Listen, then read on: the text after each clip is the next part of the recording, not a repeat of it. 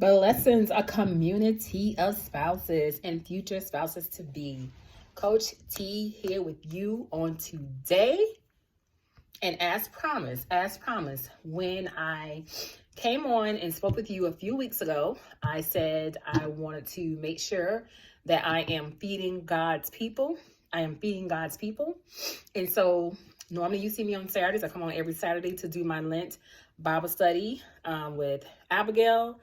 But I also, in addition to that, have added a second day where I just try to come in, feed God's people, right? Feed God's people.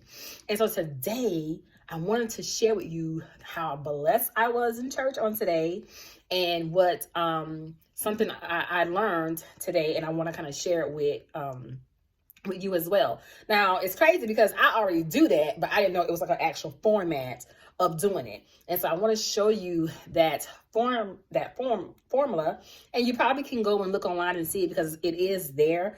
But our pastor actually walked us through it today and show us how to do it verbatim. He had a person there. He used the example, all that kind of stuff. And so I want to actually walk you through kind of like how he did it with us and show you, the steps to take as far as this form I want to show you. But before that, I want to just be transparent for a moment. Okay, you see how my braid went to the side? I want to be transparent for a moment because I recognize as a woman of God, as a wife myself, I'm always in warfare. And one of the reasons I go through as much warfare as I go through is because I am in position, or God has placed me in a position where I am helping other families. I'm helping other couples to save their family. So a lot of times, being on the battlefield in that sense, I kind of go through things on my end, which is part of the job. It's just part of it. Sometimes it can, throw you off or whatever, but today I'm going to call the enemy out and let him know that no weapon formed against me shall prosper in the name of Jesus. But I know y'all see me like a couple of days ago, or maybe sometime last week, when I was talking to my son. Now, my mama always told me that your children will come for you, okay? And I thought because he is up in age that now that, he's past that stage or whatever. Homeboy just starting, okay? Homeboy is just starting. And so he be trying his mommy. Like, I don't know why he tried me.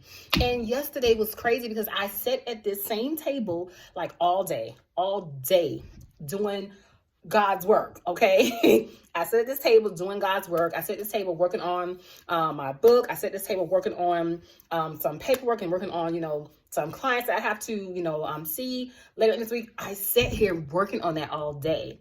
And so my son wait until like the end of the night. And he's like, Mom, I got a surprise for you. And I'm saying, I don't know if I like your surprises. I don't know if I like your surprises, okay?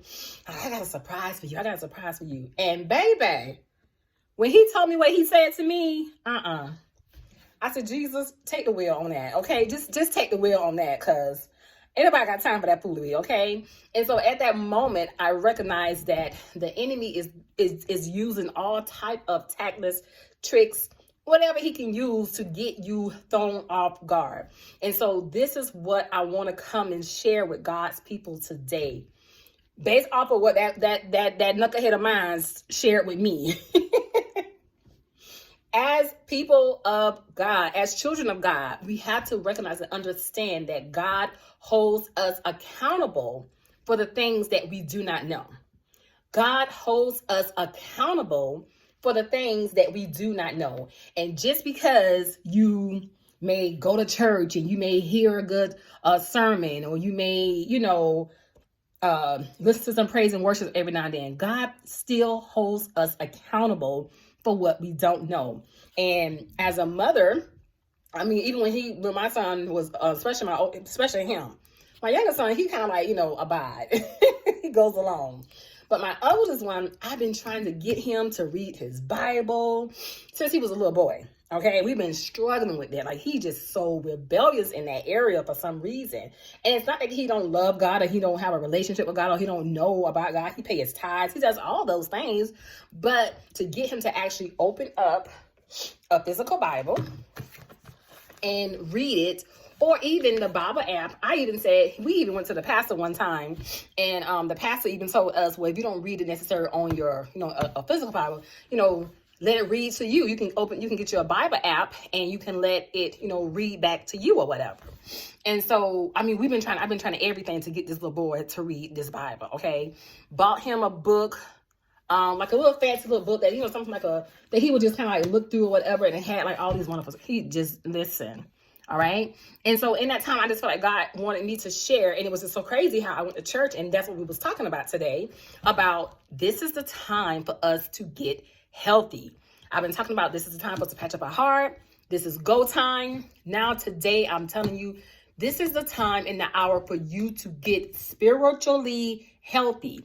You are held accountable for what you do not know. You are held accountable for what you do not know.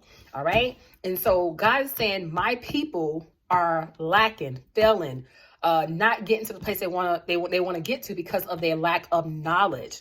And it's so easy for the enemy to trick you, or use people or use things to trick you and get a different result that God will desire for you to get. And so I just want to come over here and be an encouragement today to God's people, and to remind you why it's so very important in this hour to get the necessary take the necessary steps and do the necessary work. Do the place an investment on yourself during this time to get fed. That's what I kept on hearing the pastor saying all day today. And it's crazy because last night, that's the same thing I had been saying to my son. Like, dude, you need to read your Bible.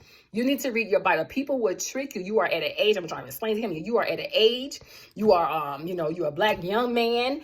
And you have to understand that the call that God has on your life, the enemy is going to trick you. He's going to do things. He's going to excite you and entice you with different things. And so you have to be on guard. And so as his mother, yes, I'm definitely praying for him and keeping him covered. But I also want to come on here and encourage God's people. Listen, this is the hour to invest in your spiritual health. This is the hour to get right with God. This is the hour to know what his word is saying. The enemy is sending people out by the dozens, because people are so dependent on someone else to give them back what thus said the Lord. They're so dependent on that. And we went into the book of how you talk about, my sheep know my voice. My sheep know my voice. I'm the shepherd and his sheep. And it's like, people are not familiar with God's voice because they won't get in the word. Like I told you, I think I had shared it. Maybe I could share it on my Instagram page, where I felt like I went to church and I was the only one carrying my Bible. Like, of course, people use their Bible apps and stuff like that, but I'm the person, I like to like color in my Bible. You see, me and my husband, I keep that in there. I like to color in my Bible. I like to write notes and leave little stickies and stuff, and all kinds of stuff. And so, even when I have my sessions with my premarital couples and my wives, I let them know, make sure you come to your session with a physical Bible, because I want you to be able to highlight, underline, write notes, get into a place where you can get to know God for yourself. Get into a place so you're not just dependent on somebody else to be feeding you the word, but you know how to go in and feed yourself the word, because you know how to go and get into God's presence or whatever. And that is one of the things I do in my Buoyancy Boost course. That's one of the things that I teach my wives, how to go find scripture for yourself, how to go after God for yourself, how to know how to pray over yourself, how to know how to call and make a demand on heaven for yourself, and don't be waiting around to, get somebody else to do it. Listen, I tell y'all all the time that every coach needs a coach. My sister said it. We did a video. She talked about that. Every coach needs a coach. And my coach that, I don't want to say she trained me, but God placed her in my life to walk with me, honey, through my journey. I had my sister, and then I had my coach, okay? And one thing about her that I almost admire about her and appreciate about her is that she did not baby me. She did not baby me. She didn't do that woo-woo, wee-wee type of stuff. Oh, I'm so sorry. Oh, no. She let me say what I had to say. She let me get out and say whatever I had to say about the mister or whatever. And then she's like, okay, you ready? Now, so now I need you to do this, or I need you to do this. I need you to go this route or whatever. Okay. And so I'm so thankful for her, because one of the things when it came to us transitioning, when it came to our season of transitioning, where God was releasing her from me, she pulled back. And so instead of me trying to call her like, oh my God, I'm about to die, I need you to pray for me. Oh my God, I'm dying over here, you're not answering your phone. And so she wouldn't answer me. She would not answer me. And I would call her and I'd be texting her and I'd be like, God, why is she not answering? Why is she not saying anything? And I remember God being silent. And I was like, what in the world's going on? I mean, it'd be like 3 weeks later. And she was like, hey. I'd be like, hey, I'm dead now. 3 weeks later. And so eventually she eventually told me, but she didn't tell me right away. She was just like, hey, I'm just not seeing your message, or hey, I'm like, I'm dead now. What do you mean? And so I'm thankful for that. And then over time, I noticed the more she didn't answer me and the more she didn't respond and the more she didn't come to my rescue every single time, the more I had to be more dependent on God myself, and I had to go to God myself. Like the world that we live in, we have access to so many things. We have the internet, we have podcasts, we have all types of things that we can get access to. But God is saying, I want to have that personal time with you myself. I want some one-on-one time with you myself. I want you to come after me for yourself. And so, of course, I'm going to give you some scripture, but this is it's called S.O.A.P. And I think, like I said, you can go online. It's actually online, but it's called S.O.A.P. And it's basically scripture, observation, application, and prayer. And it's a formula that you can use to study the Bible. It's a formula that you can use to, get some time and spend some time with God or whatever. All right. And so the S means to get a verse or some type of a scripture, read some section in the Bible, devotion, or whatever. Get that verse. All right. That's the first part. The O stands for observation. What stood out to you based off of what you read? And again, I share some of these same principles in my Buoyancy Boost course. What stood out to you about this verse? Did you get any instructions from God? Did God speak to you or say anything to you during this time? All right, that's the O. And then the A, application. How can you apply this to your life? How you can apply this to your life? And the example I would use with that, I remember, and I still do it with my youngest son now, but when me and my children would go to church, I would ask them every time, like, okay, what did you get today? What did you learn today? What Bible verse? And I didn't know it was a actual formula. I was just doing it because that's just what I did during my time in studying. And so I would ask them, what verse did you read today? What did you get from it? How can you use it in your day-to-day living or whatever? And I would always make them pray. In and out, going places, coming places, or whatever. That's something that my father taught us at a very young age, and all of us kind of like just do the same thing. So A, how can you apply this verse to your life? How can you live in this truth? How can you live in this truth? And then P, pray about it, set some goals about it, work on it, that type of thing. And so I want to read to you a few scriptures before I let you go. One of them come from out of Ephesians. Ephesians 4:14. I'm going to see that was one of them. And the reason I want to read to you is because it just talks about why is it so important for us to get the word of God in us. It is so important. It says, so that we may no longer be children tossed to and fro by the waves and carried about by every wind of doctrine, by humans cunning, by craftiness and deceitful schemes. All right. Man, I want to go and read the one before that. Let's go to 13 so I can help you to understand the whole thing, because it's important that we get the whole full understanding of the content and not read the Bible out of content. So verse 13 says, until we all reach unity in faith and the knowledge of the Son of God and become mature, attending to the whole measure of the fullness of Christ. Then We will no longer be infants, tossed back and forth by the waves and blown here and there by every wind of teaching and by the cunning and craftiness of people and their deceitful scheming. All right. That is one Bible verse. Write that down. Ephesians 4:13-14. This is why you need to know the word of God for yourself. Let me get the other one. The second one is James chapter 1, which James is my Bible book, baby. Okay. James chapter 1, verses 5-6. James 1:5-6. And the reason I like James, and I teach my premarital couples about James, this is the area I tell them to read during our time, is because it's practical, and it's straight to the point. It's practical and it's straight to the point. All right. So James 1:5 says, if any of you lack wisdom, you should ask God. If any of you lack wisdom, you should ask God, who gives it generously to all without finding fault, and it will be given to you.